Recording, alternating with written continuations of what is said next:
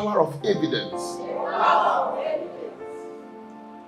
You see, evidence settles all arguments. Once there is evidence, there's no more arguments. It means we should be very, very careful not to allow our enemy has evidence against us. Because no matter how anointed you are, no matter how spiritually ranked you are, once there is evidence, there will be no arguments. I mean, it will be yes or no. If there is anything the devil wants in our life, it's a tangible evidence. So that when he wants to accuse us, it will be so simple for him.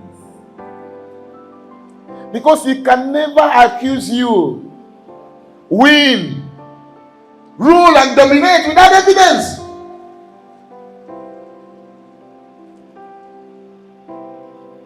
Jesus Christ said, the prince of this world came and found nothing in me. There was no evidence.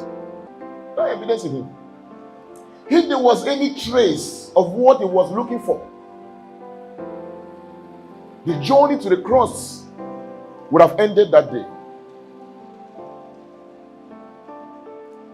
Most of us today, we are praying so hard, fasting so hard, but there's no results. Do you know why? There's an evidence against you somewhere in the courts. There's an evidence against you that no matter how you pray and fast, it won't change anything until that evidence is revoked. God has mercy, yes, we know, and God is gracious. But understand this all the time. You will never be blessed or be cursed without being tried in the court of the spirits. Let me take that again. You will never be blessed or be cursed without being tried in the courts of the spirits. What do I mean? Your case must always be deliberated upon every time you are blessed. Know that there's a strong evidence against curses and covenants that have bettered that blessing.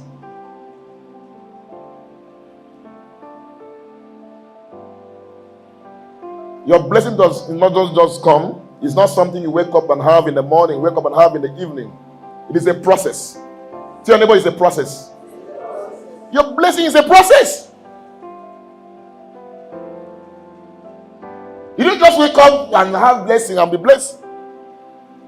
It is a process. Let's start with the blessing. Blessed are the merciful, for they shall obtain. Every time you ask God for mercy, also be sure that you have been showing mercy, because that will be the evidence for you to obtain mercy. Every time you ask God for grace, also make sure that you have also been gracious to people, because that will be the evidence for you to receive the grace. You can't just get anything for nothing. Absolutely not. There are two major cases in the Bible. Let's read the book of Genesis chapter 39 from verse 12. And she took him by his garment, saying, lie with me. And he left his garments in her hand and flee and got him out. And it came to pass, when she saw that he had left his garment in her hand and was faithful, that she called unto the men of her house and spake unto them, saying, see, he hath brought in an Hebrew unto us to mock us. He came in unto me to lie with me, and I cried with a loud voice. And it came to pass, when he heard that I lifted up my voice and cried, that he left his garment with me and fled and got him out. Joseph was innocent, but there was an evidence against him.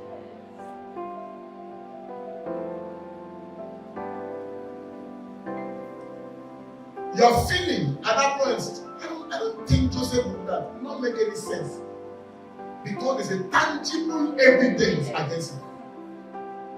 Okay, we feel, I believe he's not a bad person, he has not done it. But how did this garment enter this woman's hand if he did not go there? That is something you cannot deny.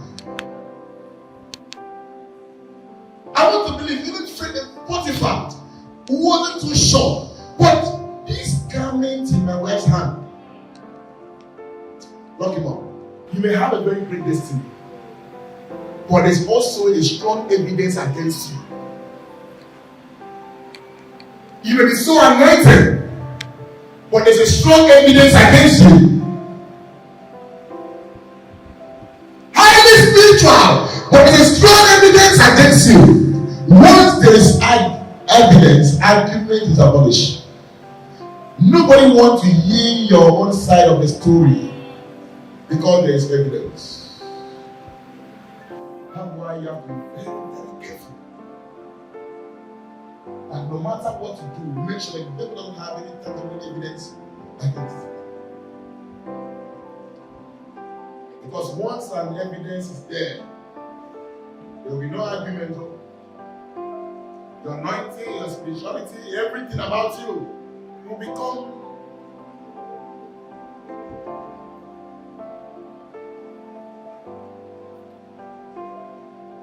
If we read again in the book of Genesis chapter 27, from verse 18. And he came unto his father and said, My father. And he said, Here I am. Who art thou, my son? Jump to 23. You know the story already. Jump to 23, please.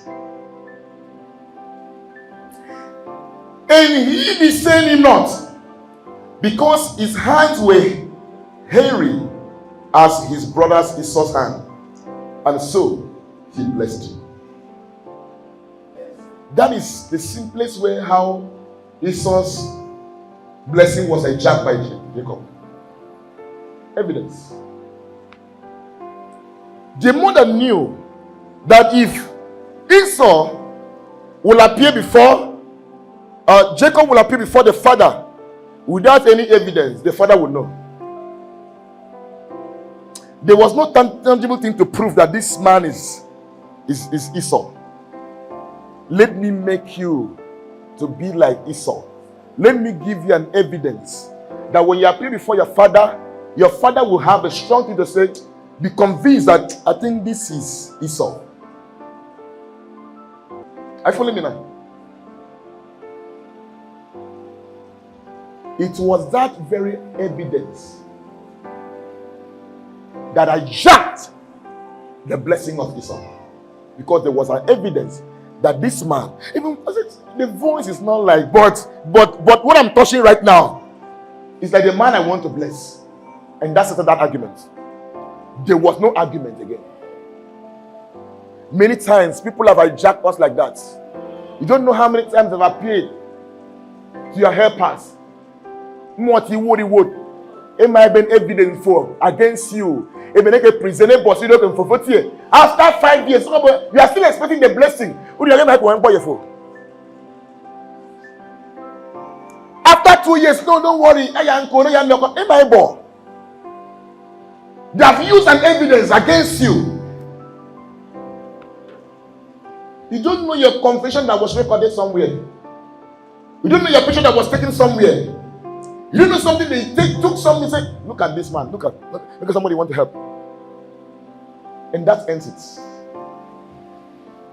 Where there is evidence, there is no argument.